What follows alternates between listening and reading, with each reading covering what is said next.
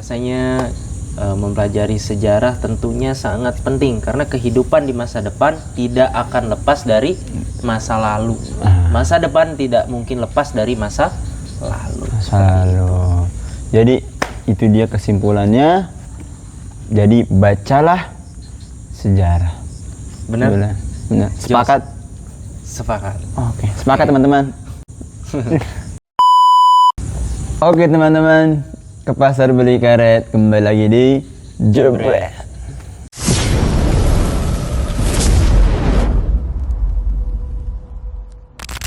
Asik. Bentar, seruput dulu. Dingin ya? Dingin hari ini, dingin banget. Dingin banget cuacanya. Kan barusan hujan. Jadi enaknya tuh ngopi kan gitu. Emang gede banget tadi hujannya? Sorenya gede tuh. Tapi pas udah mau ke Isya, udah malam udah mulai reda. Oke, sekarang kita romantis banget nih, kita berdua nih sekarang.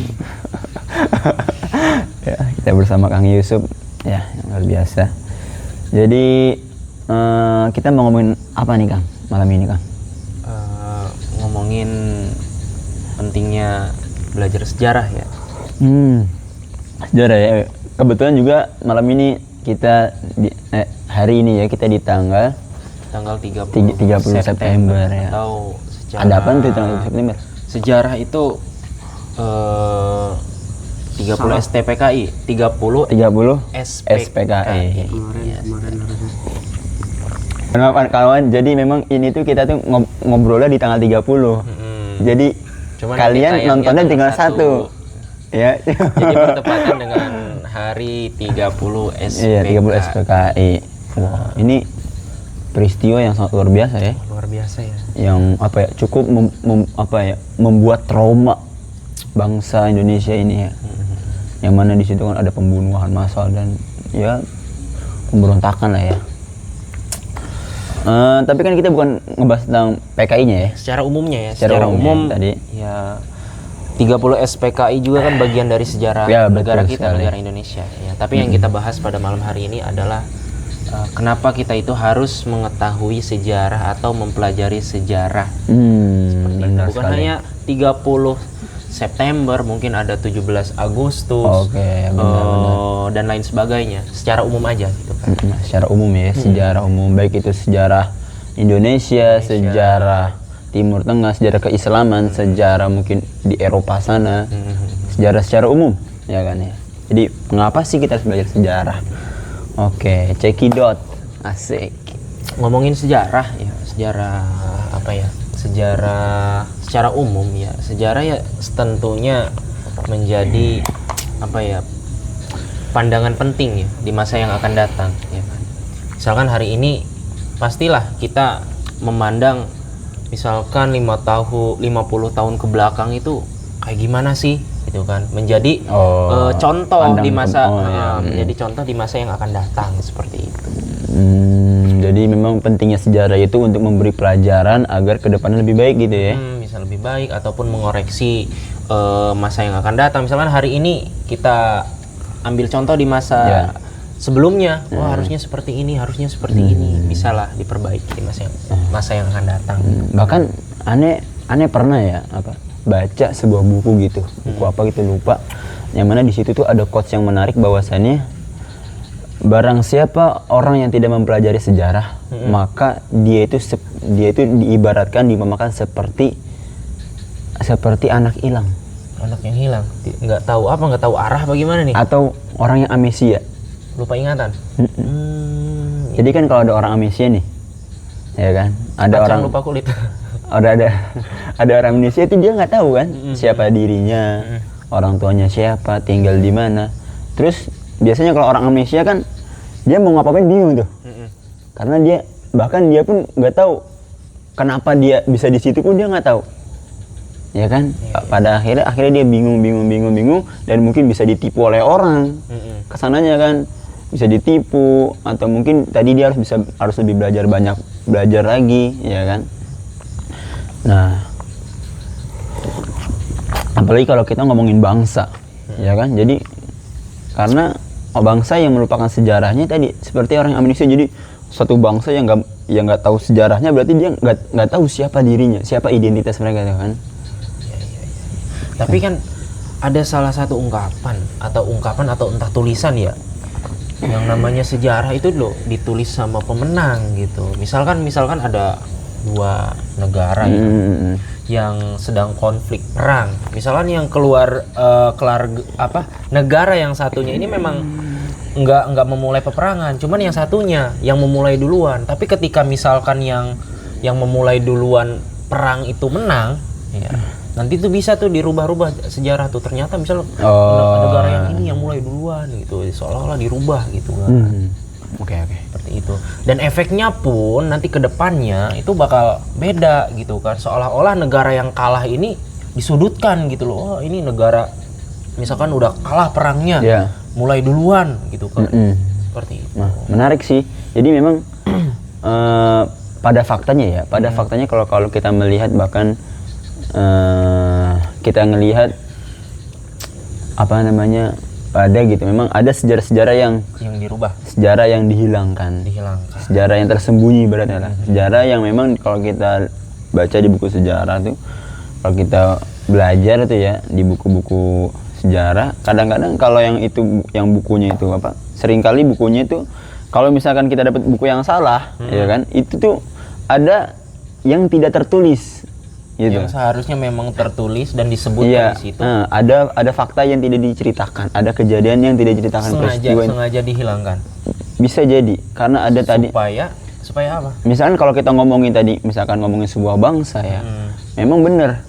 Kalau misalkan sebagai negara pemenang tadi, pemenang perang, supaya negara ini nggak bangkit lagi, generasi mendatangnya ini berarti harus dicuci otaknya nih. Mereka jangan sampai bangkit. Gimana caranya? Dengan cara mengubah sejarah tersebut. Nah, iya. Penulisannya jangan sampai dengan narasi yang mengarah kepada kebangkitan, gitu. Jadi akan diubah tuh sejarah tuh. Jadi ada maksud tertentu dan iya sih, itu memang menarik, pasti ya. Menarik memang untuk dibahas ya. Bahwasanya memang pada faktanya juga kalau kita lihat ada sejarah-sejarah yang baru-baru ini kita baru tahu. Contohnya apa tuh? Contohnya misalkan kalau kita tanya orang-orang zaman dulu lah, orang-orang tua kita lah ya, orang tua kita yang mana hidupnya itu kan mungkin di abad setelah kemerdekaan ya. Kemerdekaan gitu. 1945. Tua banget ya kalau sekarang masih ada ya.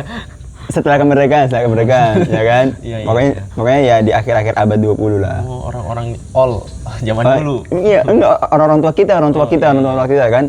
Itu banyak sekali orang tua mungkin di zaman saat ini yang mereka ketika ditanya sejarah, khususnya sejarah baik sejarah Islam misalkan, ya contoh sejarah Islam lah. Banyak sekali yang tidak mengetahui gitu tentang sejarah Islam, sejarah keemasan Islam, atau mungkin sejarah Indonesia pun ketika ditanya mungkin hanya tahu tentang mungkin Majapahit, Sriwijaya, tapi yang lainnya itu tentang bagaimana Sultan Iskandar Muda yang Aceh itu kan. Terusan ini pernah baca buku ya. Kalau dulu belajar sejarah ya, contohnya kenapa sih misalkan agama Islam atau Islam ini bisa masuk ke Indonesia? Kalau dulu pernah baca atau dipelajari di sekolah itu, ternyata katanya Islam menyebar ke Indonesia itu lewat jalur perdagangan.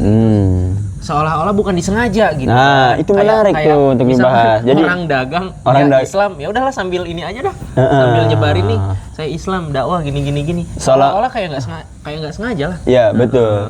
Benar. Ternyata memang kalau dibaca lagi dan mungkin faktanya ternyata itu adalah utusan dari Kekhilafahan Utsmaniyah ketika itu. Memang dituju Indonesia ini harus disebarkan agama Islam. Yang mana kalau kita sebutkan sebagai Wali Songo itu kan. Wali Songo kayak gitu. Yang menjadi utusannya itu.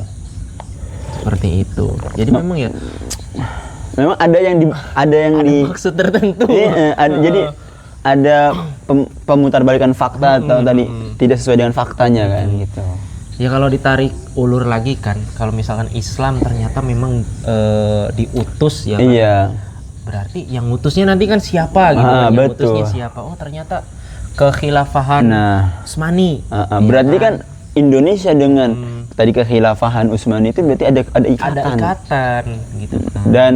Dan kata khilafah ini bukan hal yang berbahaya gitu. Karena sejak dahulu memang kita merdeka, kita bangkit gitu kan dengan adanya tadi Wali Songo tadi itu pun karena utusan khilafah tadi. Iya, kekhilafahan seperti itu. Jadi memang teman-teman memang sejarah ini memang harus dipelajari dan juga memang harus lebih di apa ya? Lebih diperdalam, diidentifikasi, kemudian dicari kejelasannya gitu kan. Ya tadi terkadang ada sejarah-sejarah yang dihilangkan karena maksud tertentu ya kan. Iya, banyak ya, masih banyak banget ya sejarah-sejarah di luar negeri, terus juga di dalam negeri, di negara Indonesia, negara kita gitu kan. Contohnya tadi penyebaran agama Islam. Iya, agama Islam di Indonesia. Ternyata bukan apa ya, seolah-olah tanpa sengaja. Iya, gitu. seolah ada banget gitu ada orang. pedagang yang kebetulan dia muslim pedagangnya. Gitu Ya udah kan. Ya udah. dakwah gitu kan. Syahadat masuk. Syahadat, gitu kan. Ya, kayak sepele banget gitu kan. Ternyata memang bukan seperti itu. Dan kalau kita pikir juga contohnya kayak Wali Songo, dia Islam, tapi dari mana gitu kan?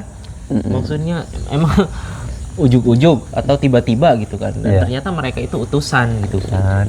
Seperti itu. Bahkan ya saking pentingnya sejarah itu, kalau kita ngomongin Al-Quran, Al-Quran pun sebagian besar itu kan sebenarnya kan ngomongin sejarah kan, kisah-kisah para nabi, orang-orang terdahulu ya kan, cerita-cerita kayak Ashabul Kahfi, kisah Nabi Musa, Nabi Nuh, ada sejarah penciptaan manusia, ya benar, asal usulnya, ya. Jadi memang Al-Quran pun sebagian besar itu tentang sejarah ya kan.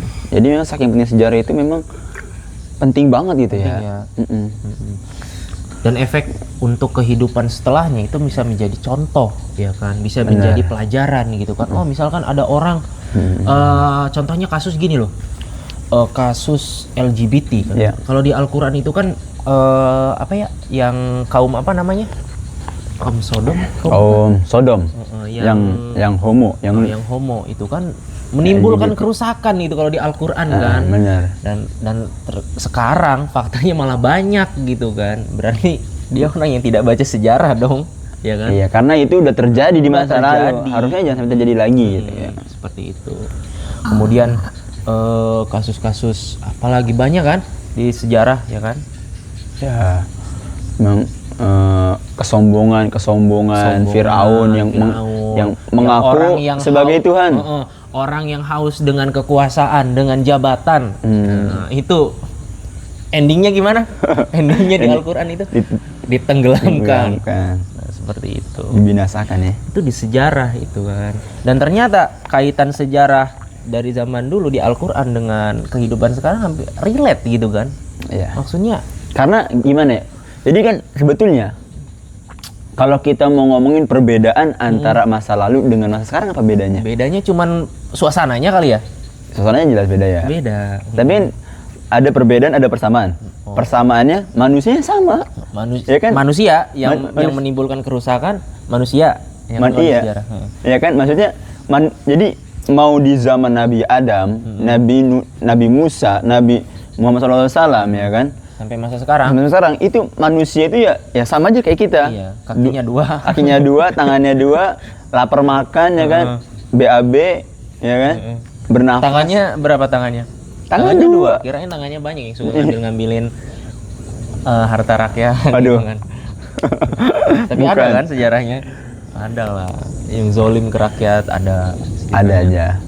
Nah, jadi kita sama-sama manusia. Yang membedakan kita sama orang zaman dahulu, yang itu kan sebetulnya bedanya cuma di fasilitas, sarana prasarana, teknologi mungkin ya. Iya, ini masuk ke sarana prasarana kan gitu, ke teknologi, modernisasi.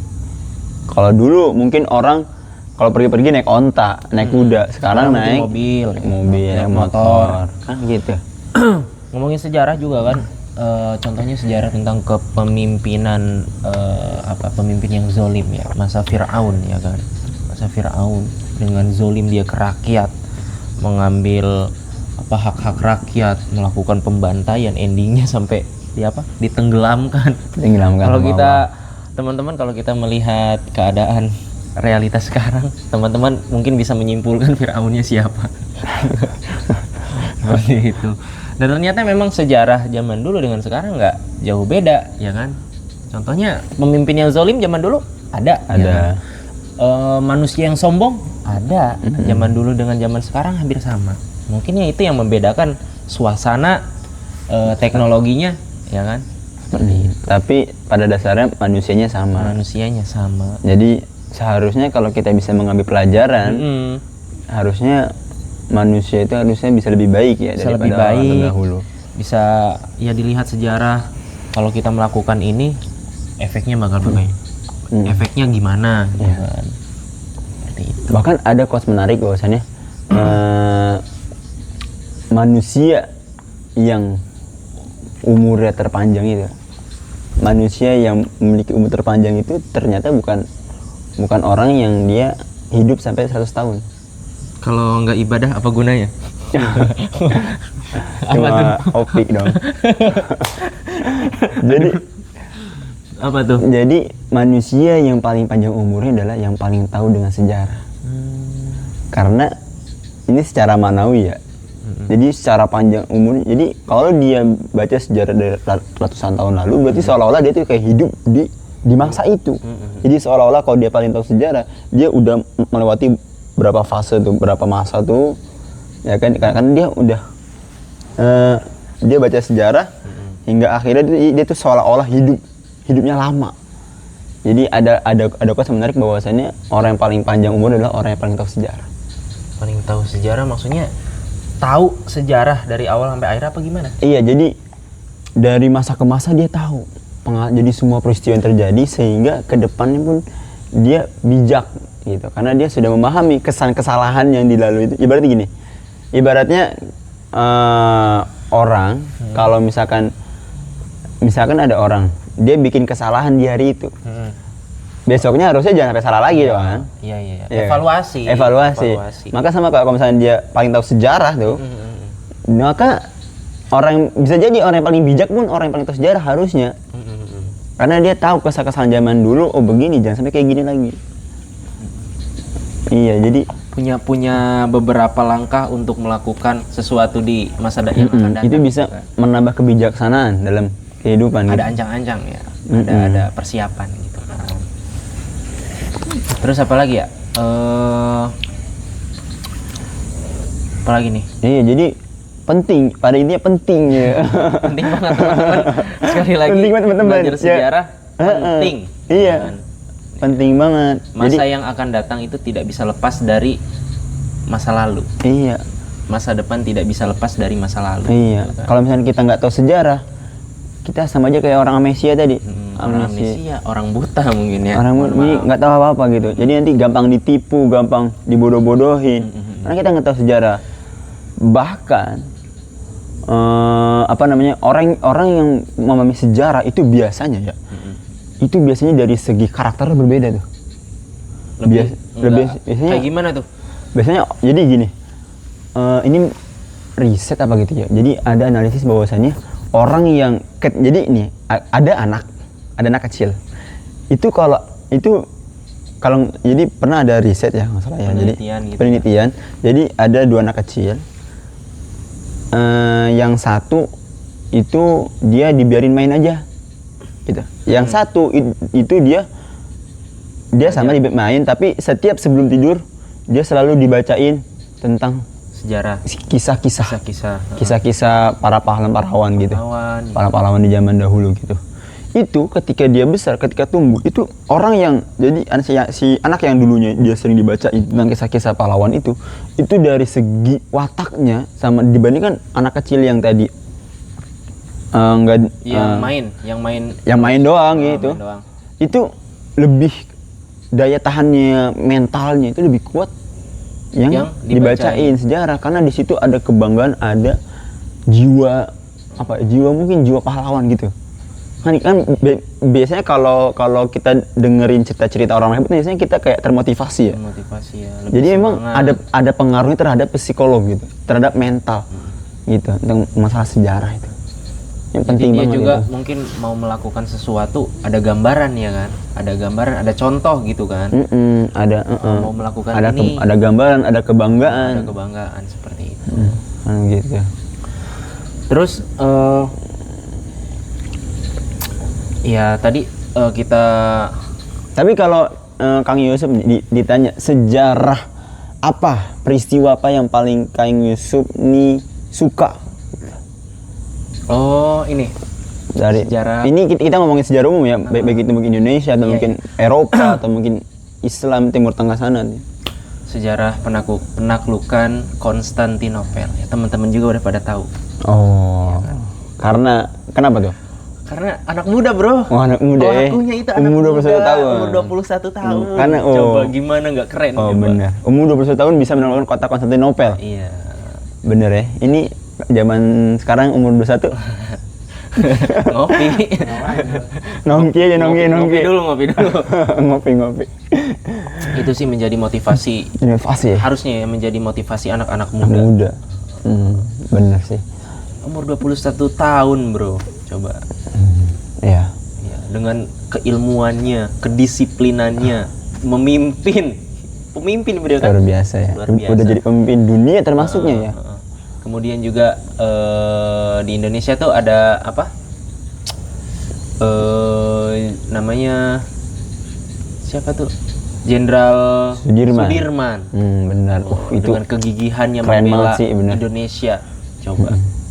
Harusnya memang anak-anak muda harus sering-sering baca sejarah supaya giroh semangat berjuang. Khususnya kalau sekarang kan dulu perang ya.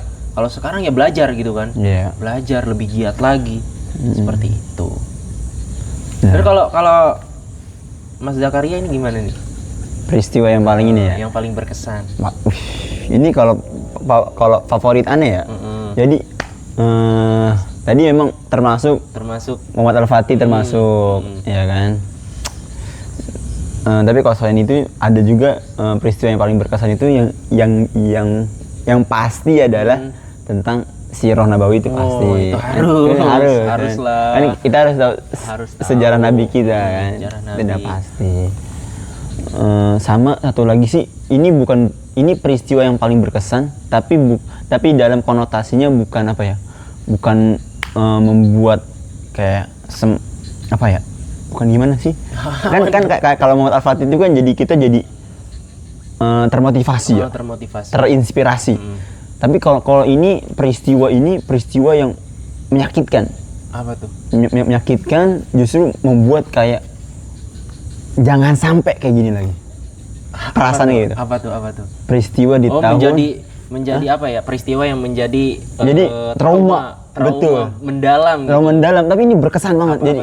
Berkesan banget. Jadi di tahun 1924. Oh, itu tuh. Itu peristiwa yang kayak bikin apa ya, geram Seolah gitu. seperti kalau diibaratkan ayam ini kehilangan induknya. Betul. Atau misalkan prajurit ini kehilangan Pemimpinnya.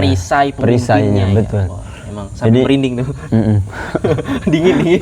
Dingin ya. Ngopi dulu, gua habis nih. Aduh nih, gimana nih? Apa. Jadi di tahun 1924 itu kan, kalau teman-teman juga mungkin nanti teman-teman bisa buka lagi ya kan. Jadi di tahun 1924 itu ada peristiwa yang ini menyakitkan bahkan untuk khususnya untuk umat Islam. Iya. Ya, umat Islam secara keseluruhan.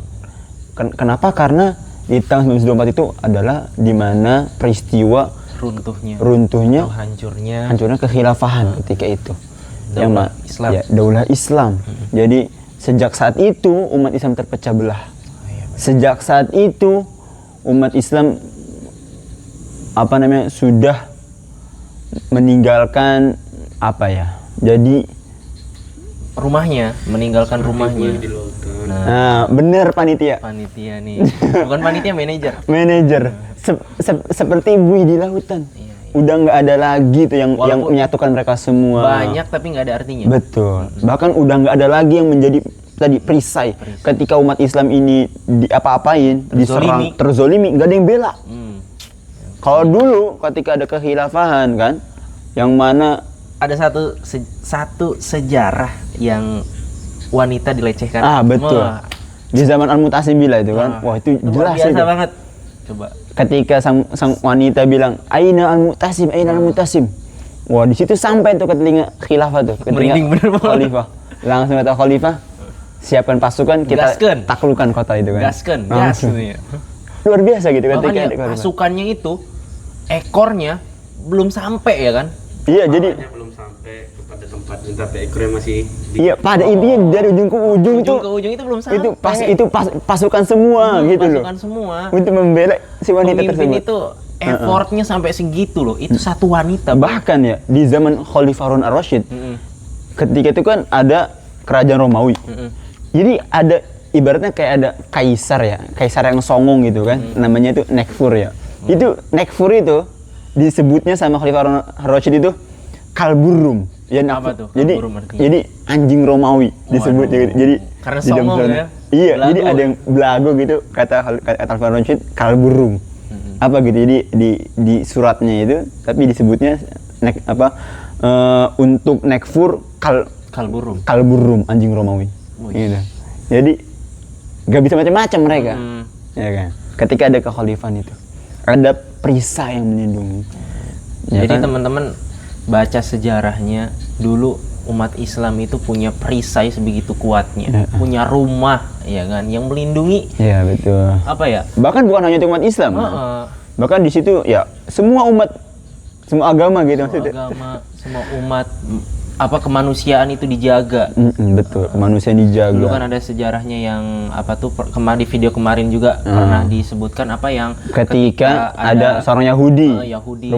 Rumahnya mau digusur. Rumahnya mau digusur, ngadu ke Khalifah Umar. Khalifahnya. Jadi nggak jadi kan? Nggak jadi, dilindungi haknya. Prinsip keadilan di situ ada. Betul. Semua lah pokoknya. Jadi memang di tahun 1924 itu peristiwa yang paling menyakitkan sih. Sejarah yang paling harusnya nggak bisa dilupakan itu oleh seluruh umat Islam. Tapi anehnya ya banyak orang Islam yang nggak tahu tuh. Bener. Seolah-olah ditutupi gitu. Dulu belajar pendidikan agama Islam di SMP atau SD lah, paling jauh sampai apa? Dulu tuh aneh pernah ngalamin ya kan SMP gitu kan. Di tahun berapa nih? Ini kayaknya udah beda kurikulum soalnya nih. Udah cetakan terbaru sekarang. Dulu belajar itu paling jauh apa? Bab nyolatin mayat. Prakteknya. Kalau sejarah-sejarah tentang kepemimpinan Islam itu seolah-olah dihilangkan. Padahal itu bagian dari sejarah yang tidak mungkin dihilangkan, ya kan? Karena peristiwanya ada. Kemudian bukti-bukti misalkan kayak bentengnya. Betul. Ya kan, peninggalan kalau di mana di kerajaan-kerajaan Islam di Indonesia itu ada misalkan meriam, ada meriamnya dari betul. Kekhilafahan Utsmani gitu kan. Meriamnya, bahkan kuburan-kuburan para pahlawannya pun ada kan gitu ya. Bahkan yang namanya Syarif itu kan Syarif siapa nih? Syarif misalkan Syarif Hidayatullah. Mungkin nanti teman-teman bisa koreksi ya kan, bisa ngasih saran juga. Pernah baca buku atau lihat video itu kalau nggak salah kalau ada yang namanya Syarif itu kayak nama kehormatan dari iya benar. Itu Syarif. Syarif. Yang mulia gitu ya. Mulia. Seperti itu. Itu kan bagian dari sejarah juga, Bro. Berarti Indonesia ini ada keterikatan dengan kekhilafahan Utsmani. Dan itu tidak bisa dihilangkan bagaimanapun karena perannya besar lah, ya kan? Seperti itu. Terus apa lagi nih? Jadi penting gitu ya. Penting lah. Apa lagi nih? Apa nih teman-teman nih? Panitia? Panitia diam aja panitia. Ini kalau kita nggak ada topik lagi langsung kesimpulan. Cuman kayak gitu. Jadi pada intinya adalah bacalah sejarah. Sejarah. Sejarah apa itu ya? Sejarah apapun. Eropa, sejarah keislaman. Karena memang Indonesia. Sejarah di masa lalu tentunya pasti ada kaitannya di masa yang akan datang. Betul sekali. Pernah ada istilah dari siapa? Bapak Soekarno, bangsa yang Kita cari dulu nih. Oke. Apa tuh? bangsa yang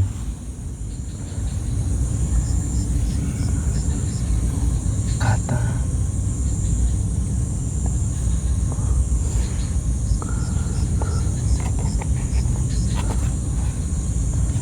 yang sebentar ya teman-teman, loading ini. Few moment later. A few moments later. Nah, bangsa yang besar adalah bangsa yang bisa menghargai jasa para pahlawannya. Berarti kan sejarah Wah, apa ya, benar. pahlawan di masa lalu kan. Iya. Berarti ya otomatis menghargai sejarah Ya karena benar. pahlawannya yang telah memerdekakan Indonesia gitu kan. Gitu. Benar, Tapi benar. kan kalau kita lihat realitas sekarang seolah-olah kayak pemimpin-pemimpin kemudian apa ya, pejabat-pejabat kayak seolah-olah tidak menghargai sejarah gitu. Oh iya, contohnya gimana tuh?